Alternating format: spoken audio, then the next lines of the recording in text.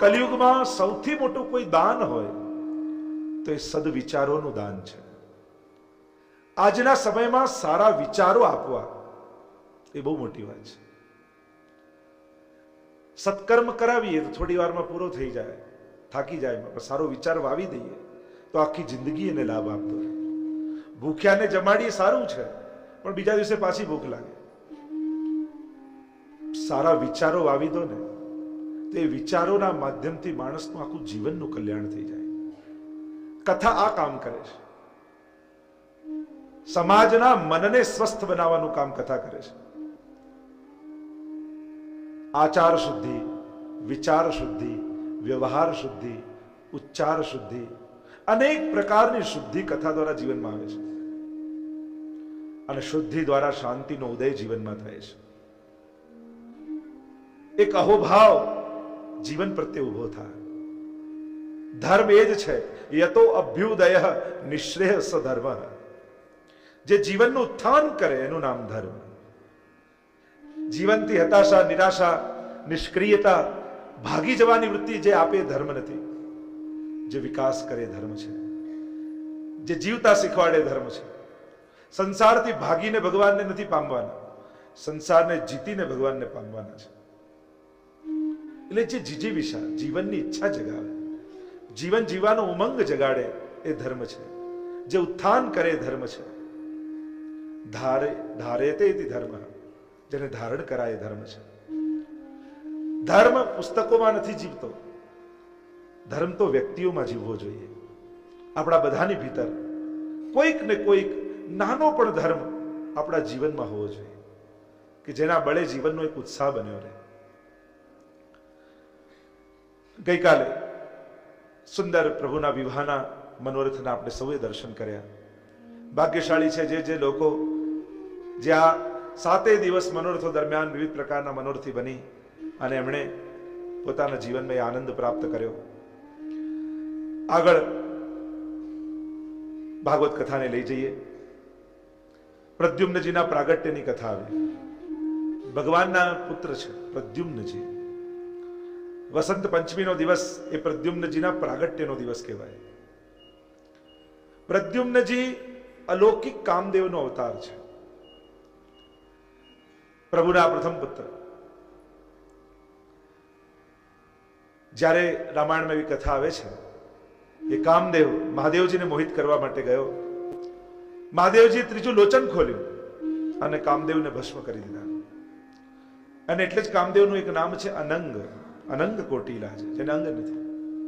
એમની પત્ની રડતી આવીને કહેવા લાગી, મારા પતિ મને પાછા ક્યારે મળે? અને ત્યારે કહું, જબ જદુવંશ કૃષ્ણ અવતારા કૃષ્ણ તનય હોહી પતિ તોરા. જ્યારે કૃષ્ણ અવતાર થશે ત્યારે એના પુત્ર રૂપે તારા પતિ તને મળશે.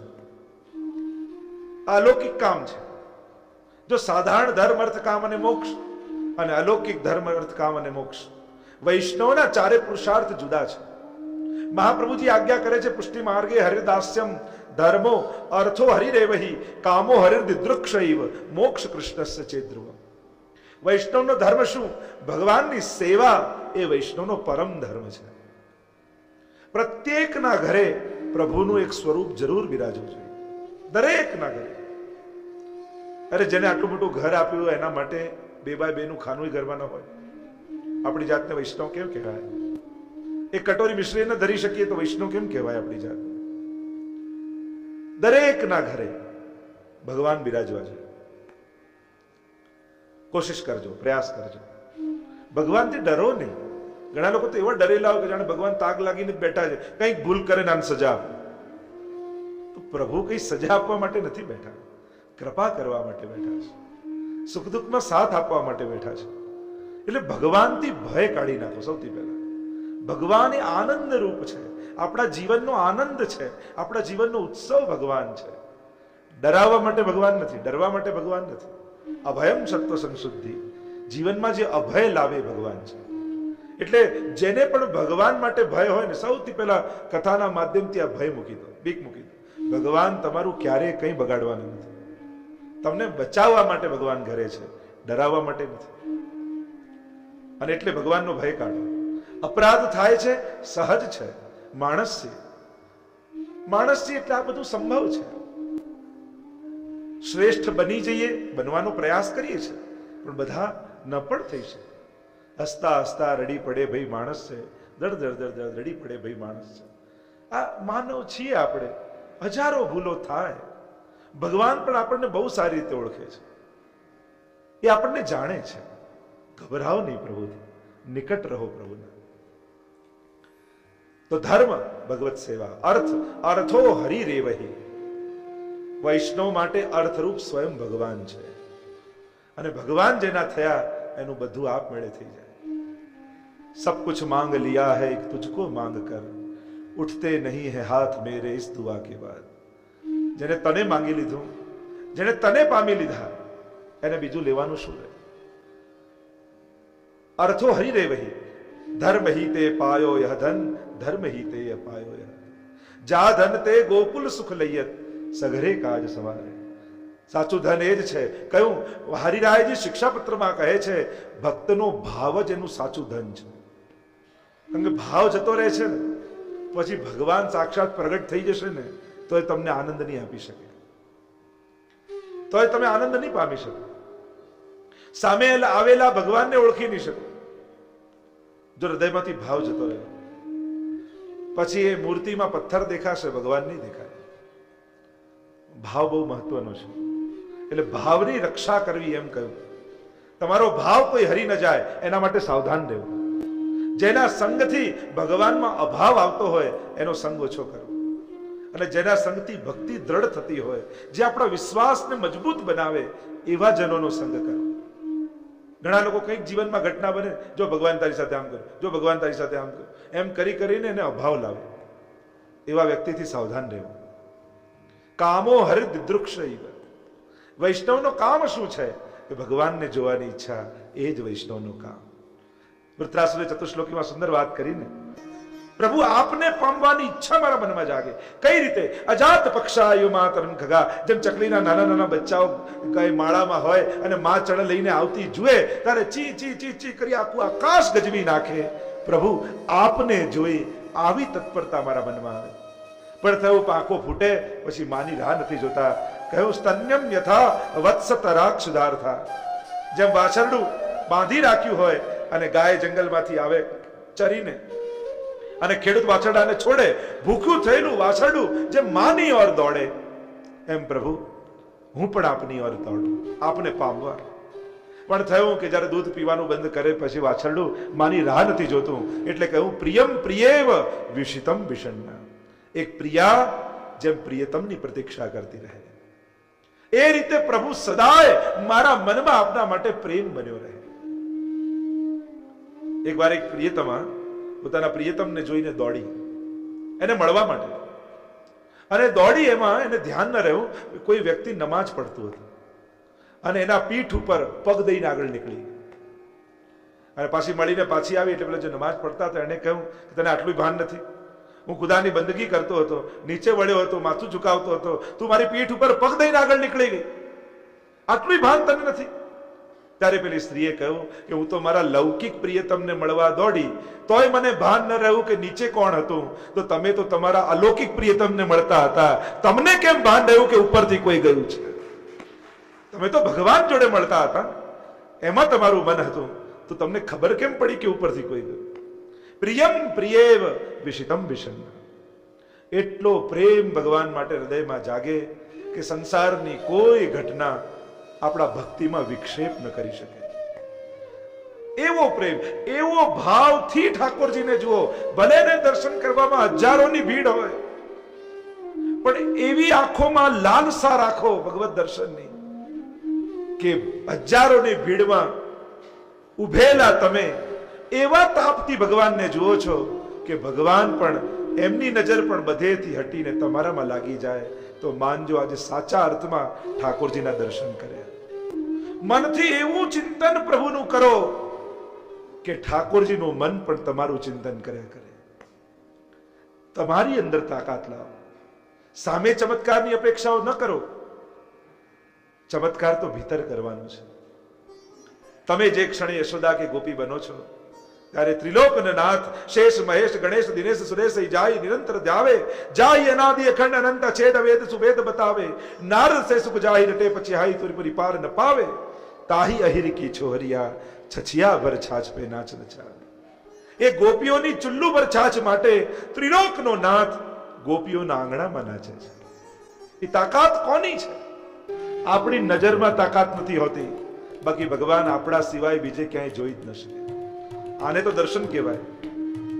એવા તાપથી જુઓ. આપણે તો વાર્તા સાહિત્યમાં પ્રસંગ આવે છે 252 વૈષ્ણવની વાર્તામાં, પૂર્વથી સ્ત્રી પુરુષ દર્શન કરવા માટે આવ્યા નાથદ્વારામાં શ્રીનાથજીના, અને એટલી ભીડ કે દર્શન થયા નહીં, અને એ ભીડમાં એવો તાપ એ બહેનને થયો, અરે આટલી દૂરથી હું દર્શન કરવા આવી અને એ શ્રીનાથજી બાબા દર્શન નહીં આપો. એવો તાપ થયો, એવો તાપ થયો, ચોધાર આંસુએ રડવા લાગી, અને એ તાપ શ્રીનાથજીથી સહન ન થયો. અને ઇતિહાસ એમ લખે છે કે ભીડમાં શ્રીનાથજીએ પોતે છલાંગ લગાવી અને બહેનનો હાથ પકડી સદે એને નિકુંજ લીલામાં લઈ ગયા. આને કહેવાય દર્શન. એવો તાપ હૃદયમાં પ્રગટે કે ભગવાન સહન ન કરી શકે, એ દોડતો આવે. આ ભક્તિ છે. શરણાગતિ એ જીવનું બંધન નથી, ભગવાનનું બંધન છે. અને એટલે ભગવાન મુક્તિ આપવામાં બહુ ઉદાર છે, પણ ભક્તિ આપવામાં ભગવાન બહુ કંજૂસ છે. જલ્દી ભક્તિ નથી આપતા, કારણ કે મુક્તિ આપે ને તો ભગવાન છૂટી જાય, ચાલો મોક્ષ થઈ. ભક્તિ આપે તો ભગવાને બંધાયેલા રહેવું પડે.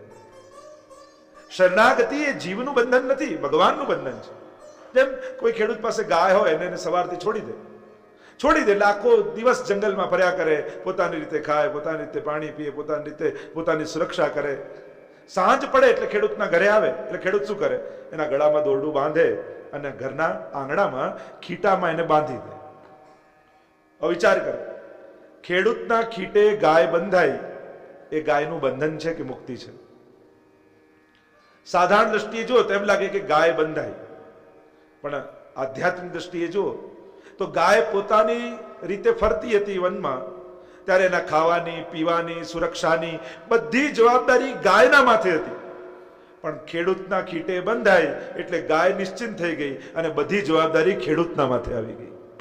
એટલે એમ સાધારણ દ્રષ્ટિએ ગાય બંધાય એમ લાગે, પણ વિશેષ દ્રષ્ટિએ જોઈએ તો ખેડૂત બંધાયો અને ગાય મુક્ત બની ગઈ.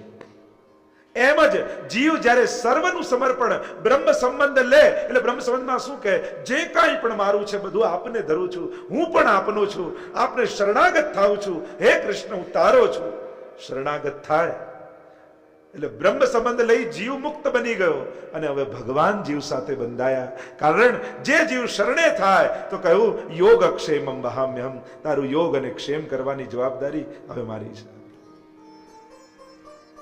જે મારો થાય, મામેવ ય પ્રપદ્યન્તે માયામેતામ તરંતિ, જે મારા થાય એ માયાને તરી જાય છે. દૈવી યેષા ગુણમયી મમ માયા દુરત્યયા.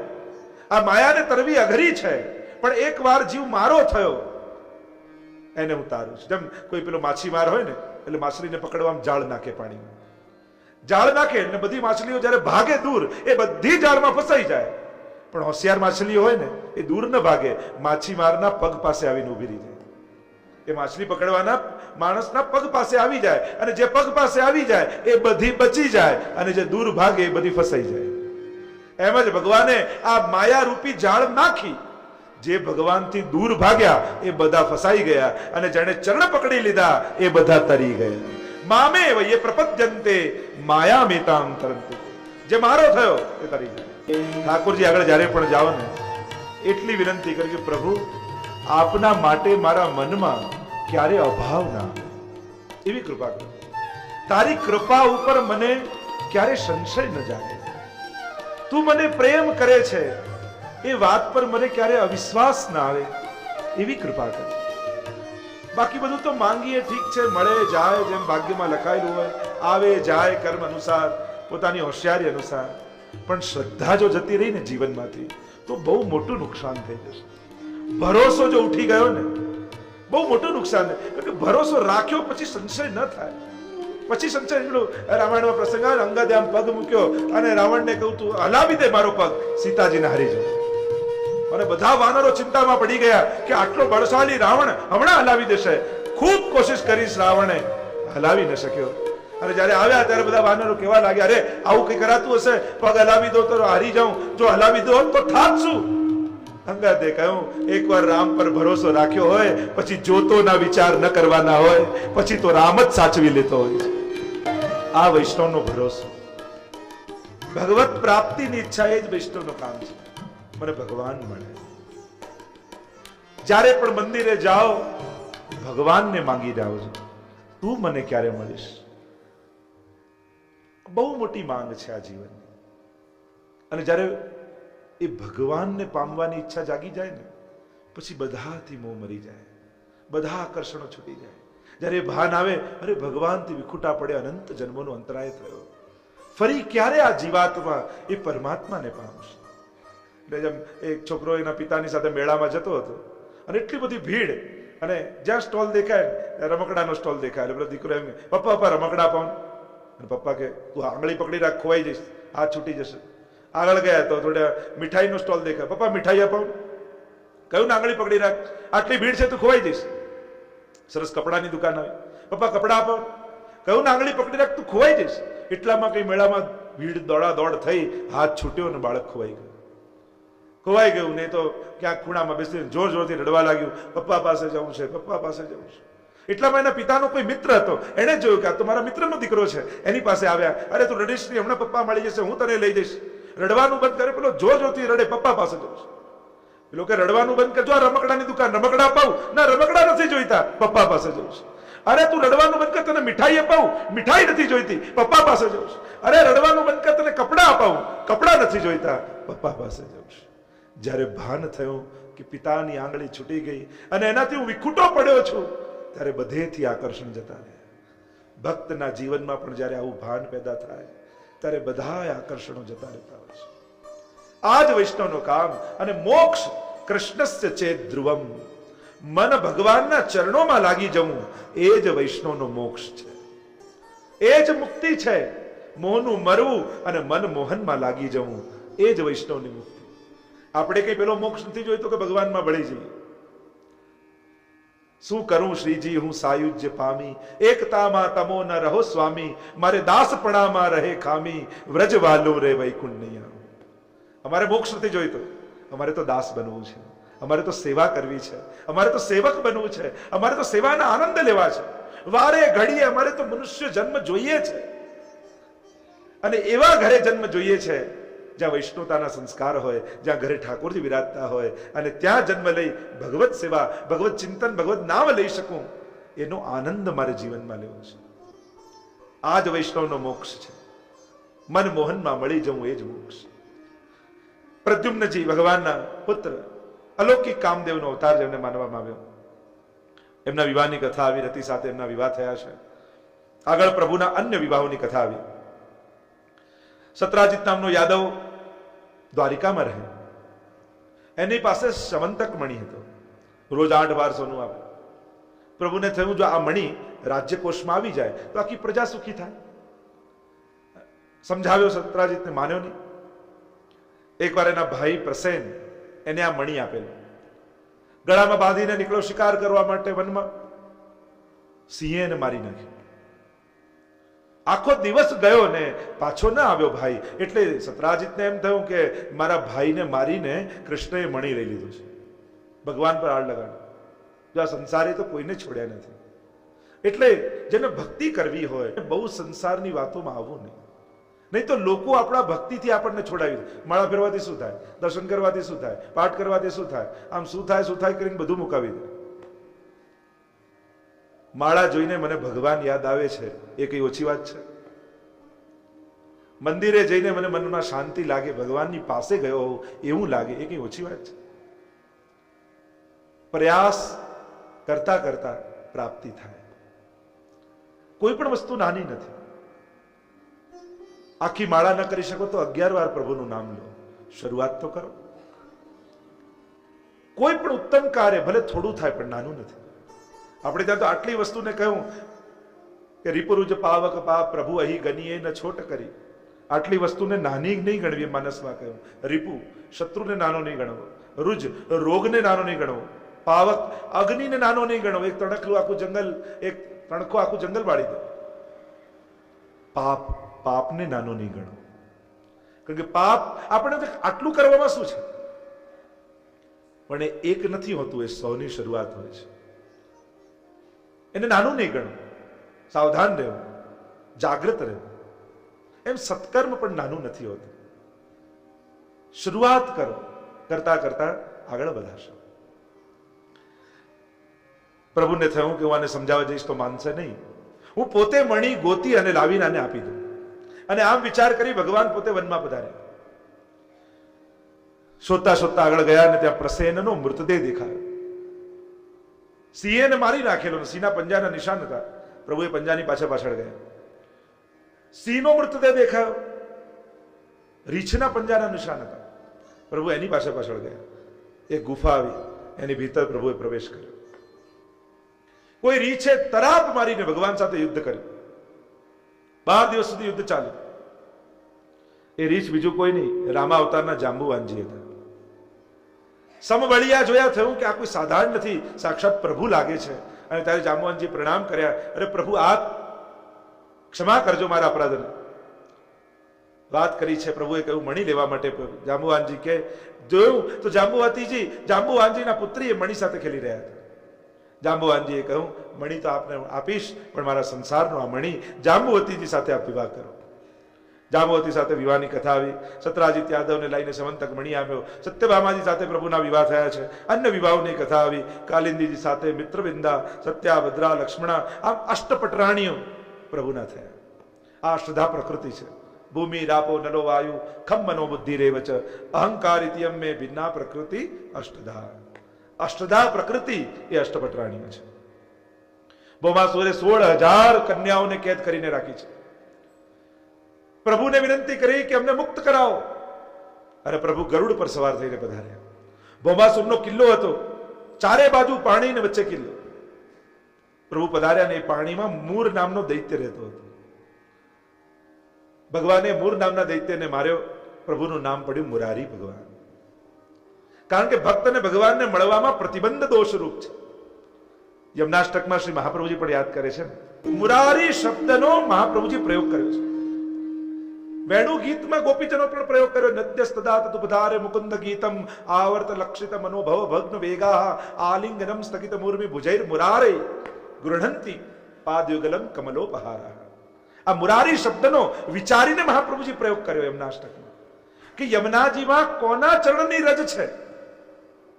ગોવિંદ કહી શકત, નંદનંદન કહી શકત, ગોપાલ કહી શકત, પણ બીજા કોઈ સંબોધન નામ પ્રયુક્ત ન કરતા મુરારી શબ્દનો પ્રયોગ કર્યો.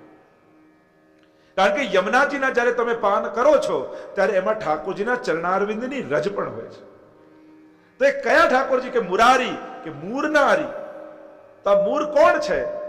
તો કે આ ભૌમાસુરના કિલ્લાનો રક્ષક, નરકો રક્ષક. ભગવાન અને ભક્તની વચ્ચે પ્રતિબંધ દોષરૂપ મૂર છે. અને ભગવાન એના મારનારા, એટલે કે ભક્તના જીવનમાં ભક્તિ માટે આવતા પ્રતિબંધોને દૂર કરનારા ઠાકોરજીના ચરણની રજ શ્રી યમુનાજીમાં છે. કારણ કે રજની મહત્તા બહુ છે વ્રજમાં. યમુનાજીમાં પણ રજની મહત્તા, ગિરિરાજજીમાં પણ રજની મહત્તા, વૃંદાવનમાં પણ રજની મહત્તા. શ્રી કૃષ્ણના ચરણારવિંદની રજ થકી શોભી રહ્યા. યમુનાજીની શોભા શેનાથી છે? કે ઠાકોરજી રોજ ત્યાં પધારી અને પોતાના ચરણારવિંદની રજ યમુનાજીમાં પધરાવે. અને પધરાવતા હતા એમ નહીં, નિત્ય લીલાબદ્ધ છે. વ્રજમાં આજે પણ સઘળી લીલાઓ થઈ રહી છે. શાશ્વત છે પ્રભુની લીલા, પ્રભુનું નામ, પ્રભુનું રૂપ, પ્રભુની લીલા અને પ્રભુનું ધામ. આ ચારે સત્ય. સત્ય એટલે કે ઇટર્નલ, શાશ્વત છે. શાશ્વત છે. આનો ક્યારે વિરામ કે અંત નથી હોતો. અને પ્રભુ એક લીલા એક સ્થાન પર કરે પછી એ લીલા અખંડ રૂપે ત્યાં ચાલતી હોય છે. વ્રજમાં 2 ધૂલની મહત્તા અધિક છે. 2 રજની મહત્તા વ્રજમાં કહેવાય છે. એક રજ ઠાકોરજીના ચરણારવિંદની રજ, અને બીજી રજ ગોધૂલી, ગાયોની ખુર રજ. કે જ્યારે ઠાકોરજી વનમાંથી ગાયોને લઈને પધારે અને ત્યારે ધૂલ ઉડે અને એ ઠાકોરજીના શ્રીઅંગ ઉપર મંડિત થાય તો એ ગોરજની પણ મહત્તા અધિક છે. જો આપણે ત્યાં લગ્ન આદિ બધું હોય ત્યારે સૌથી ઉત્તમ મુહૂર્ત કયું કહેવાય? તે કંકોત્રીમાં ઘણીવાર લખ્યું હોય ગોધુલી બેલા. ગોધુલી બેલા એને સર્વથી પવિત્ર સમય દિવસનો કહેવાય છે કે એ સમયે ઉત્તમ મુહૂર્ત માનવામાં આવે ને વિવાહ આદિ સંસ્કાર એ સંધ્યાકાળનો સમય કે જે સમયે વનમાંથી ગાયો ચરીને પાછી ગામમાં આવતી હોય અને ત્યારે એમના ખુરની રજ ઉડતી હોય વાતાવરણમાં, એ સમય સૌથી પવિત્ર સમય કહેવામાં આવે છે. ઠાકોરજીના મુખ ઉપર ગાયોની ખુરરજ લાગી છે અને એ રીતે જ તમે ભીષ્મ સ્તુતિમાં જુઓ. ભીષ્મ સ્તુતિમાં જયારે ભીષ્મની સ્તુતિ કરે છે તેમ કે શ્રમવારી અલંકૃતા છે, ત્યાં ઘોડાઓની ખુરરજ લાગી છે અને વ્રજમાં ગાયોની ખુરની રજ લાગી છે. તો હમણાં બીજી ચર્ચા ન કરતા અહીંયા મુરારી પ્રભુનું સ્મરણ કર્યું છે કે મુરારી પ્રભુ કોણ? કે જે ભક્તના જીવનમાં આવતા પ્રતિબંધોને દૂર કરવા વાળા છે. તો મૂર નામના દૈત્યને માર્યો, 16,000 કન્યાઓને મુક્ત કરી છે પ્રભુ. અને પ્રભુએ કહ્યું તમે તમારા બધા નગરમાં જાઓ. અને કન્યાઓ કહેવા લાગી, અરે અમે કોઈ કન્યા એક રાત્રિ બહાર રહી જાય તો એ સમાજ એની નિંદા કરે છે અને અમે તો આટલા સમયથી આ રાક્ષસે અમને કેદ કરી રાખ્યો હતો, સમાજ અમારો સ્વીકાર નહીં કરે. પ્રભુ આપ કૃપા કરીને મારું ગ્રહણ કરો. ખૂબ વિનંતી કરી કન્યાઓએ કે આપ અમને મોકલો છો તો ખરા, એના કરતા અમને બંધનમાં રહેવા દીધા હોત તો સારા થાત, કારણ કે આપ અમને નગરમાં મોકલશો પણ આ નગરવાસીઓ અમારો સ્વીકાર નહીં કરે, નિંદા કરશે, અમારું જીવવું મુશ્કેલ કરી દેશે. પ્રભુ અમે આપના શરણે આવ્યા છે. અને ત્યારે પ્રભુ એમને વિનંતી સ્વીકાર કરી. એક જ મુહૂર્તમાં 16,000 રૂપ ધારણ કર્યા પ્રભુએ અને એક સાથે 16,000 કન્યાઓ સાથે વિવાહ કર્યા છે.